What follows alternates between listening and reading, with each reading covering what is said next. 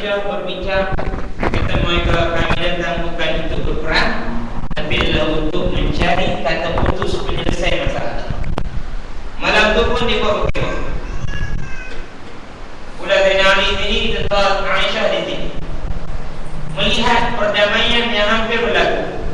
Golongan Abdullah bin Sabah dipakat, dihantar 10-20 orang pergi duduk dengan kem Zainal Aisyah di sini Aisyah.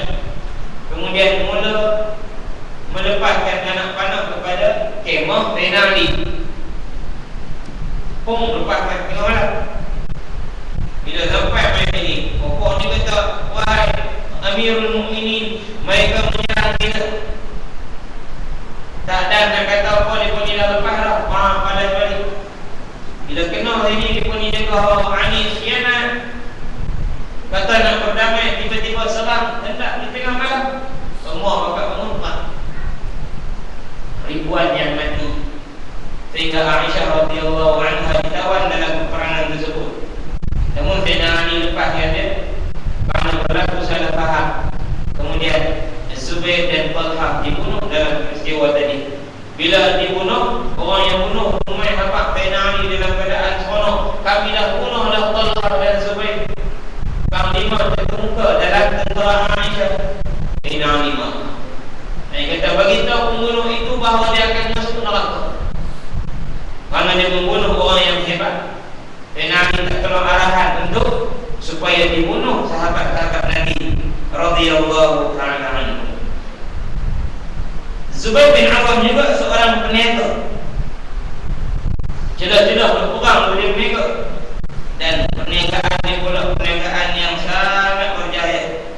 Kekayaan dia bertimbul, akan tetapi dia habiskan kekayaan dia itu dalam bersedekah dan infak di jalan Allah Subhanahu wa taala. Sehingga disebut oleh sejarawan Islam, dia mati dalam keadaan berhutang. Punya kaya, ada gedung perniagaan, ada keuntungan yang banyak, dia bagi dekat Islam. Hingga akhirnya bila dia mati dalam keadaan berhutang. Belum dia meninggal dunia, belum dia wafat, dia panggil anak dia yang bernama Abdullah. Dia kata, ya Abdullah, wahai Abdullah, nanti hang tengoklah lepas aku mati, nanti hang tengoklah hutang aku macam mana, tolong bayar hutang. Dan jika kamu terbeban untuk bayar hutang, kamu pun tak ada duit, tak upaya nak cari duit bayar hutang ayah, maka fasta'in bi maulaya, mohonlah pertolongan daripada Tuan, Maula, Tuan. Anak dia pun tanya, ayah, siapakah Tuan kepada ayah? Oh, ada orang lain juga yang jadi bos kepada ayah? Kata Zubair, Allah ni'mal maula wa ni'mal nasir. Allah lah Tuanku, dialah sebaik-baik tempat kita mengharap, tempat membantu. Kata Abdullah, anak dia, lepas ayah dia mati, dia pun usaha bayar hutang. Sesekali dia sesak, terdesak, tak ada apa dia nak bayar, maka dia teringat pesanan ayah dia doa. Dalam solat dia, lepas solat dia doa, ya Allah, ya ni'mal maula wa ni'mal nasir, iqdi dainahu, tolong ya Allah, kau langsaikan hutang ayahku. Lalu Allah bagi mai, duit tu mudah kan? Bukan mai boleh, bukan orang tarik duit lah. Bukan mai orang tunggu duit tu nak orang buat lah. Duit tu jadi mudah kan? Dia buat kerja ni dapat dibayar, lagi ada orang tolong bagi dan sebagainya. Yang tu tak apa betul, minta lagu tu tak apa. Ni duk pergi pejam mata, dia dalam bagi duit tu, pejam mata lagi yang nampak kan, 2-3 tu. Tarik-tarik, pelan-pelan, baca doa ni duk tarik. Hati je naik solat, kalau tak akan hilang. Ni mengaku awak bagi zikir tu tak kaya pun. Betulnya dia betung-tung di rumah dia mas. Tak ada satu ping pun tak ada. Ni tak mentah boleh menjadi syirik dengan buat perjalanan. Baik. Zubair bin Awam juga, dia ni dengan kawan dia tu apa yang kita sebut Talha. Talha ni dia ubah nama anak dia semua anak Nabi, nama-nama Nabi. Anak-anak dia semua nama-nama Nabi.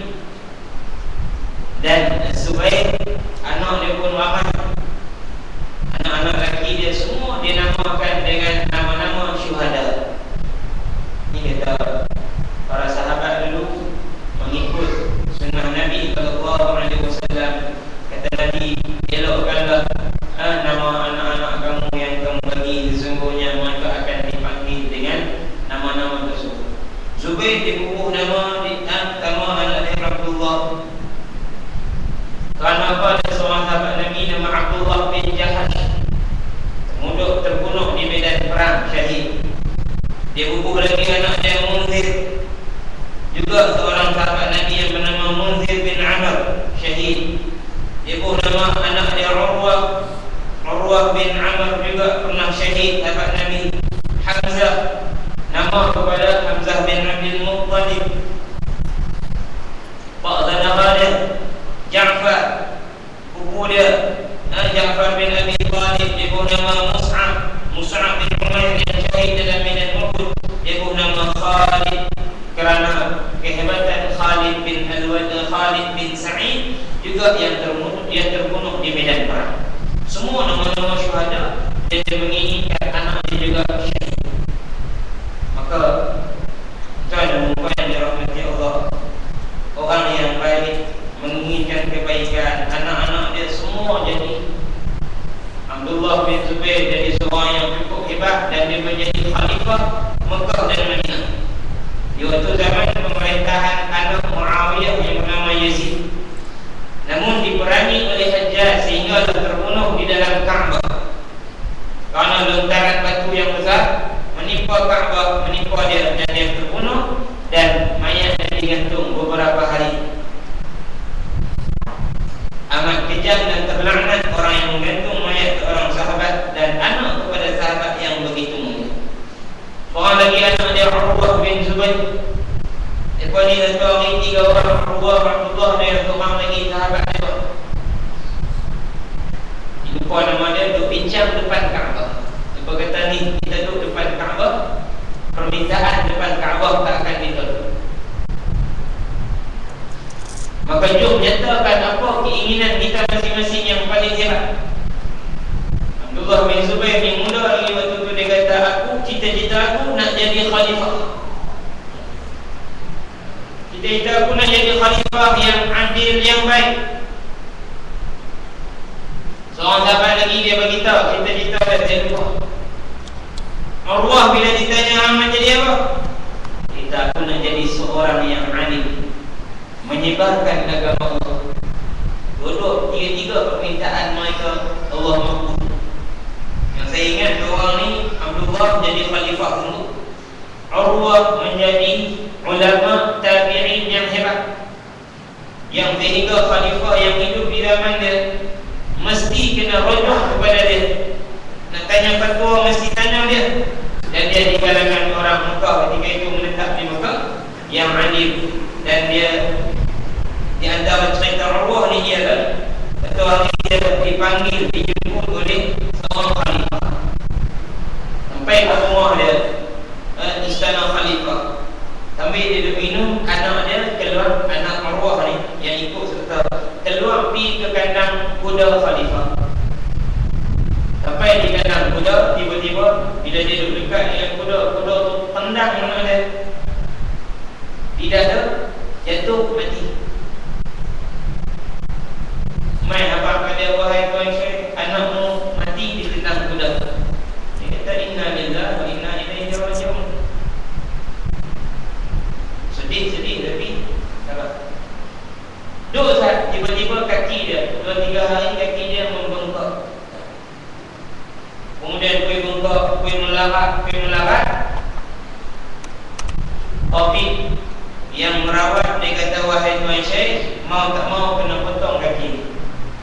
Kalau tak potong dia melarat lagi tu sampai atas badan membawa kepada kematian. Dan tak apalah, nampaknya bila nak potong, tapi ini pun bawa lah sejenis minuman yang boleh macam kita ni buat tahan sakit lah, bius. Nak bagi dia pingsan. Kata Urwah minta maaf, saya tak boleh minum yang ubat ni. Kerana saya ni tak pernah sedetik pun mulut saya berhenti daripada mengingati Allah,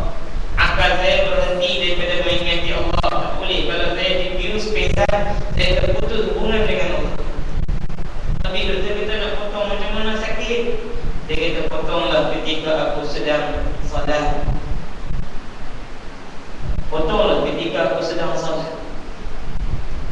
Dia pun salat sunat, mai kata potong. Bayangkan, potong kaki tak habis.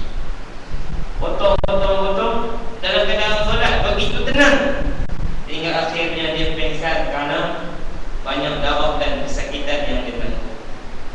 Pada itu lega, alhamdulillah, kata sejarawan Islam, alangkah hebatnya Allah kehilangan seorang anak dan sebatang kaki, namun sedikit pun tidak mengumun.